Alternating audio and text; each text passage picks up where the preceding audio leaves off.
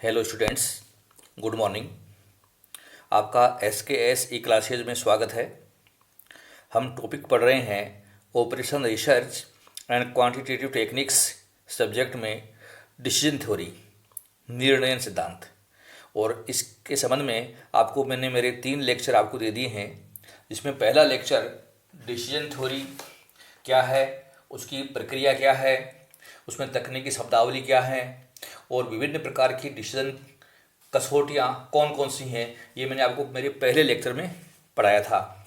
Lecture number 2 में मैंने आपको डिसीजन मेकिंग अंडर अनसर्टेनिटी की विभिन्न कसौटियों को समझाया था, जिसमें आपकी अगर लाभ तालिका है, प्रॉफिट पे ऑफ है, तो कौन कौन सी कसौटियाँ होंगी, डिटेल में मैंने एक क्वेश्चन के द्वारा अच्छी तरीके से आपको समझाया था।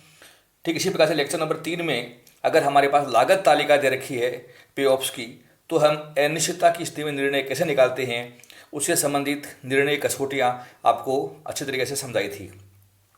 आज का लेक्चर नंबर जो 4 है, उसमें हम निर्णय सिद्धांत का जोखिम की स्थिति में निर्णय कैसे लें, अर्थात डिसीजन मेकिंग अंडर रिस्क। तो डियर स्टूडेंट्स, आपने 3 परिस्थितियाँ पढ़ी थी: पूर्ण सूचना की स्थिति में निर्णय, अनिश्चितता की स्थिति में निर्णय, और तीसरा था जोखिम की स्थिति में निर्णय। तो हमने ये बताया कि पूर्ण सूचना अगर है तो हमें किसी प्रकार का नुकसान होने की संभावना नहीं है कि हमें निर्णय लेना है या निर्णय टालना है, ये हमारे लिए बहुत आसान होता है।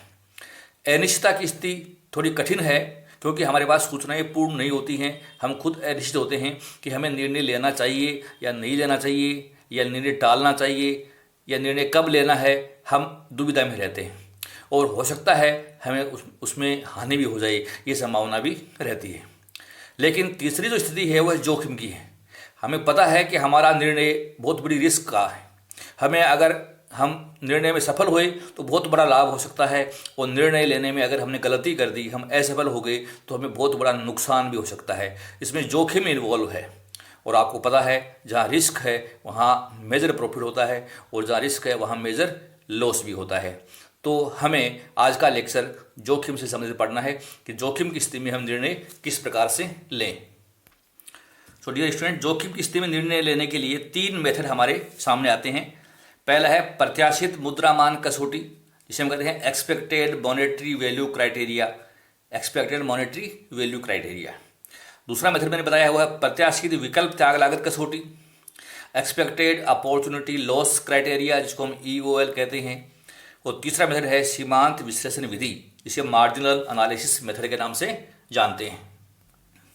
सो डियर स्टूडेंट्स, जोखिम की स्थिति में निर्णयकर्ता को अनेक प्रकार की घटनाओं का सामना करना पड़ता है, परंतु यहाँ उन घटनाओं की सूचना अर्थात इन्फॉर्मेशंस, ज्ञान अर्थात नॉलेज, या अनुभव या एक्सपीरियंस के आधार पर हम उनको प्रायिकताएं देते हैं, प्रोबेबिलिटी प्रदान करते हैं कि हमारे कौन सी इवेंट के लिए, कौन सी एक्ट के लिए हमारी क्या प्रोबेबिलिटी होगी, क्या संभावना है, हम प्रॉफिट कमाने के चांसेस क्या हैं, लॉस के चांसेस क्या हैं। तो हमें संभावनाएं व्यक्त करनी होती हैं, और उन संभावनाओं के आधार पर हमें ये देखना होता है कि हमारा लाभ अधिकतम कैसे करें या हमारी हानि को हम न्यूनतम कैसे करें, ये हमें तय करना होता है।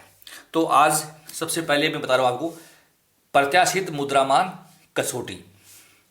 इस कसौटी के अंतर्गत निर्णयकर्ता प्रत्येक विकल्प की प्राप्तियों तथा उससे संबंधित प्रायिकता का गुणनफल लेकर प्रत्याशित मुद्रामान ज्ञात करता है। वह उस विकल्प का चुनाव करता है जिसका एक्सपेक्टेड मॉनेटरी वैल्यू सर्वाधिक हो। तो ये तो इसकी सार की बात है, लेकिन हम इसकी गणना कैसे करें ये मैं आपको समझाना चाहता हूँ। देखिए, हम एक्सपेक्टेड मॉनेटरी वैल्यू कैसे निकालें। मैंने आपको मेरे लेक्चर नंबर 2 में आपको एक पे ऑफ तालिका बताई थी, जिसमें हमारे पास ऑप्शन थे A1, A2, A3 और इवेंट्स थी E1, A2, E3, और ये हमें लाभ दे रखे थे। हमने इसको डिसीजन अंडर अनसर्टेनिटी में हल किया था। मान लो आपको करें जोखिम की स्थिति में निर्णय निकालिए, तो ये स्टूडेंट्स हमें प्रत्येक जो ये इवेंट हैं इनकी प्रायिकताएँ ज्ञात करनी होती हैं। ठीक है ना। E1 की प्रायिकता क्या है, जैसे मालूम मैं कह दूँ ये इसकी 0.20 है, इसकी मैं आपसे कह दूँ कि 0.30 है, इसकी 0.50 है, क्योंकि प्रायिकताओं का योग आपको पता है 1 होता है। तो हम एक कॉलम प्रायिकता का बनाएंगे, फिर हमारे पे ऑफ्स लिख लेंगे। अब हम क्या काम करेंगे कि प्रत्येक जो विकल्प है उसके पे ऑफ को संबंधित प्रायिकता से गुणा करेंगे। जैसे इसको इससे, इसको इससे, इसको इससे गुणा करके इसका योग करेंगे। फिर दूसरा जो A2 ऑप्शन है, इसके जो पे ऑफ है उनको प्रायिकता से गुणा करेंगे, फिर इसको भी प्रायिकता से गुणा करेंगे, फिर इसको भी प्रायिकता से गुणा करेंगे और उनका योग करेंगे।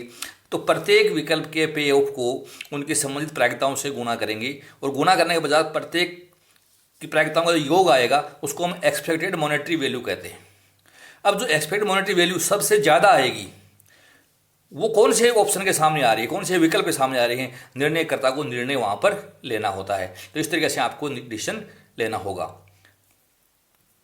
दूसरा है प्रत्याशित विकल्प त्याग लागत कसौटी, एक्सपेक्टेड अपॉर्चुनिटी लॉस क्राइटेरिया, इसको कहते हैं EOL, एक्सपेक्टेड अपॉर्चुनिटी लॉस।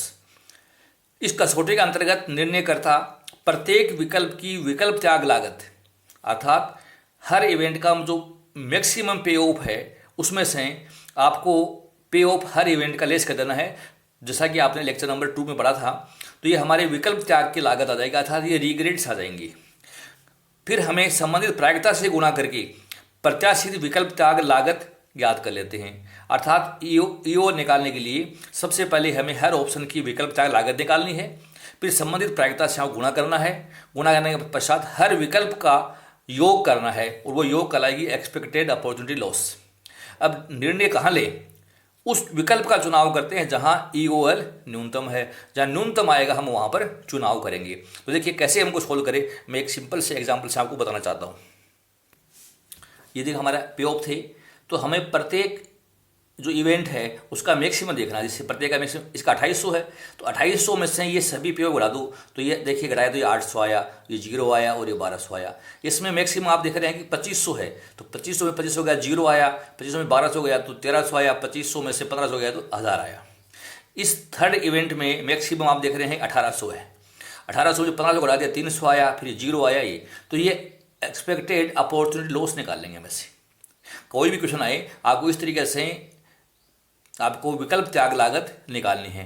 फिर हमारी प्रायिकता यहाँ लिखी हुई है हमारी हर इवेंट की, जैसे मैंने बताया 0.20 है, 0.30 है, 0.50 है, तो हर लॉस को संबंधित प्रायिकता से गुणा कर लीजिए और गुणा करने के बाद हम उनका योग कर देंगे, सिग्मा कर लेंगे। अर्थात A1 का सिग्मा क्या है, A2 का सिग्मा क्या है, A3 का सिग्मा क्या है, योग कर लीजिए। अब इतना करने के बाद जो अपॉर्चुनिटी लॉस EOL निकालने के लिए जो न्यूनतम आए, इनमें जो भी न्यूनतम आएगा वहां पर हमें निर्णय लेना है। मालूम है आपसे कहूँ न्यूनतम A1 में आ गया तो आपको A1 विकल्प का चुनाव करना है, न्यूनतम मान लो A2 में आ जाए तो A2 विकल्प का आपको चुनाव करना होगा। तो हम इस प्रकार से सेकंड विकल्प में EOL ज्ञात करके निर्णय जोखिम की स्थिति में ले सकते हैं। इस स्थिति में हमें EVPI और EOL ये दोनों ही पर्यायवाची हैं। मैंने बताया EOL है वो इक्वल होता है expected value of perfect information. तो ये कैसे निकालें ये बताया मैंने, EPPI माइनस EMV। EMV वो है जो आपने नंबर 1 में ज्ञात किया था। अब EPPI क्या हुआ मैं यहाँ बता रहा हूँ, expected profit with perfect information. अर्थात अगर आपको सारी सूचनाएं पता होती तो प्रत्येक एक्ट के लिए मैक्सिमम आउटकम क्या था, प्रॉफिट क्या था वो लेंगे और उसकी प्रायिकता से उसको गुणा करेंगे। ये काम आपको दूसरे अल्टरनेटिव में करना है, ये काम तीसरे में करना है, चौथे में करना है, ये पांचवें, मतलब प्रत्येक विकल्प की बेस्ट आउटकम को आपको संबंधित प्रायिकता से गुणा करना है और उनका सिग्मा कर लेना है। तो वो जो योग आएगा वो कहता है expected profit in perfect information, तो वो हम निकालेंगे और उसमें से अगर आप नंबर 1 में EMV घटा दें तो ये EOL आ जाएगा और EOL को हम कहते हैं EVPI, expected value of perfect information.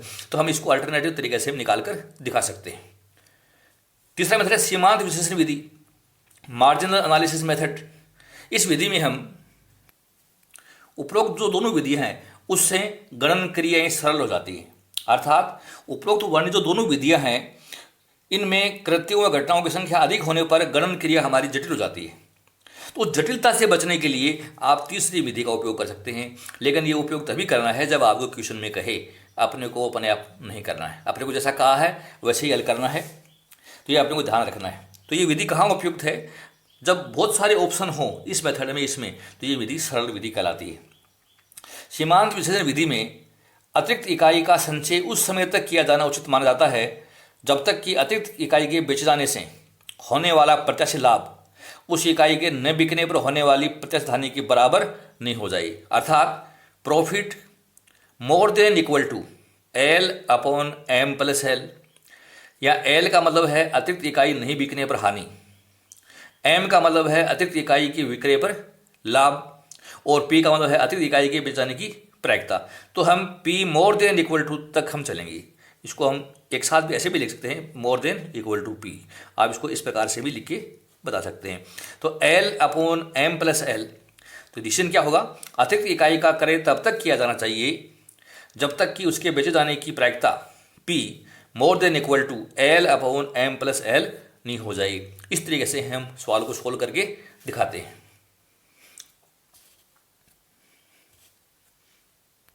जब आप सीमांत विधि से हल करें तो हमें प्रायिकता तो मिलेगी सवाल में, ठीक है। मान लो जो प्रायिकता दे रखी है आपको 0.10, 0.15, 0.20, 0.25, 0.30 ऐसे दे रखी है, हर इवेंट के लिए दे रखी है। तो जो स्टूडेंट्स आपको प्रायिकता को डिसेंडिंग ऑर्डर में लेना है। एक कॉलम बनाएंगे, सबसे पहले कॉलम में जो हमारी डिमांड दे रखी है, जो हमारा स्टेट ऑफ नेचर दे रखा है, उसकी प्रायिकता हम संचय प्रायिकता 1 लेंगे। फिर हम उसके आगे वाले में पहली प्रायिकता घटा देंगे, फिर उससे आगे वाले में सेकंड नंबर वाली प्रायिकता घटा देंगे। तो हम अवरोही क्रम में संचयी प्रायिकता निकालेंगे, ये अपने ध्यान रखना है। और फिर जो कॉलम आपने बनाया संचयी प्रायिकता का, उसमें हम ये मान देखते हैं, उसके आधार पर निर्णय लेते हैं। एक चित्र मैंने आपके सामने रखा है, ये डिमांड है 10, 11, 12, 13, 14 और ये प्रायिकता दे रखी है आपको। तो हम पहली प्रायिकता 1 लेंगे, फिर 0.10 घटा देंगे 0.90, फिर 0.15 घटा देंगे तो 0.75, फिर 0.20 घटा देंगे तो 0.55, फिर 0.25 घटा देंगे 0.30, ऐसे निकालेंगे। और फिर हमारे सूत्र में आप L upon M plus L डाल करके प्रायिकता निकाल लीजिए। तो पी का मान मोर देन इक्वल टू 0.6 कहाँ आएगा, तो 0.55 और 0.75 के बीच में आएगा। तो यहाँ डिस लेना आपको, तो ये 12 तक आ गया, अर्थात हमें 12 इकाइयों तक संचय करना चाहिए, इससे अधिक इकाइयों का संचय अपने को नहीं करना चाहिए। तो एक क्वेश्चन के द्वारा इसको मैं आपको अच्छे तरीके से समझाऊंगा। तो ये था थ्योरेटिकल मेथड हमारी जोखिम की स्थिति में निर्णय लेने का। अब मैं एक क्वेश्चन के द्वारा आपको अगले लेक्चर में ये अलग अलग बताऊंगा कि किस प्रकार से प्रत्याशित मुद्रा मान में हम सवाल सोल्व करें, किस प्रकार प्रत्याशित विकल्प चाहे लागत की कसौटी को हम हल करें, और किस प्रकार से सीमांत विधि से हल करें। एक ही क्वेश्चन को मैं आपको तीनों तरीके से करके बताऊंगा कि इस मेथड से कैसे सोल्व करें, इससे कैसे सोल्व करें, इससे कैसे सोल्व करें, ताकि आपको कंसेप्ट भी क्लियर हो जाएगी और अच्छे तरीके से आप जोखिम की स्थिति में निर्णय लेने की स्थिति में पहुंच जाएंगे। ये जो मैंने मेथड बताया आपको, ये एग्जाम के दृष्टिकोण से बहुत इंपॉर्टेंट मेथड है, थ्योरी के रूप में भी और प्रैक्टिकल के रूप में भी। अगर थ्योरी अच्छी आएगी तो आप इसका प्रैक्टिकल सवाल भी आसानी से सोल्व करके दिखा सकेंगे। तो आप मेरा कल का लेक्चर नंबर 5 अवश्य पढ़िएगा, जिसमें जोखिम की स्थिति के निर्णय से संबंधित विभिन्न कैलकुलेशंस कैसे करेंगे ये आपको मैं अच्छे तरीके से समझाऊंगा। आपको मेरा लेक्चर अगर पसंद आया तो इसको आप लाइक कीजिए और अपने फ्रेंड्स में अधिक से अधिक शेयर कीजिए। लेक्चर सुनने के लिए बहुत बहुत धन्यवाद। Thank you so much.